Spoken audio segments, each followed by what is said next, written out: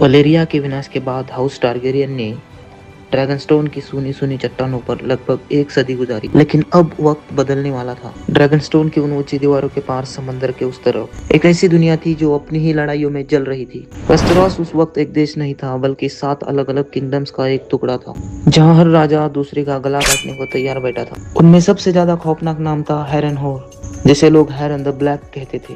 उसने बनाया था हेरेनहॉल, एक ऐसा विशाल किला कहते हैं कि जिसकी दीवारों में हजारों मजदूरों का खून समाया था। दूसरी तरफ था अर्गिलेक डुरंडन, अर्गिलेक द एरोगेंट, जो अपनी खोती हुई ताकत के डर में हर किसी से जंग कर रहा था। और फिर द गार्डनर्स और लैनिस्टर, जो दौलत और जमीन के लिए आपस में ही लड़ते रहते थे।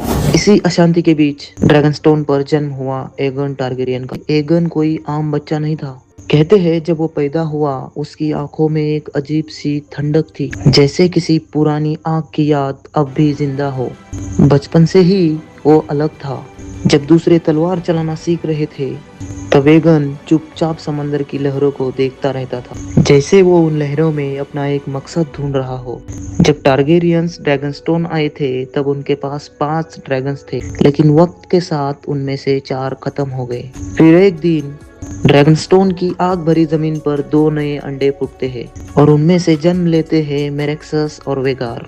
नए थे, पर उनकी ताकत और गुस्सा किसी पुराने ड्रैगन से कम नहीं थी। और एगन सिर्फ ड्रैगन्स तक सीमित नहीं था, उसे एक विजन आया था, एक ऐसी सर्दी का जो पूरी दुनिया को निगल सकती थी। उसने देखा नॉर्थ की तरफ से एक ऐसी मौत आ रही है जिसके साथ सिर्फ अंधेरा और ठंडी हवाएं है। और तब उसने महसूस किया अगर इंसानियत को बचाना है तो वेस्ट्रोस को एक ही झंडे के नीचे लाना होगा। और अगले एपिसोड में हम देखेंगे कैसे एगन अपनी बहनों को साथ मिलाकर वेस्ट्रोस को जीतने का प्लान बनाता है।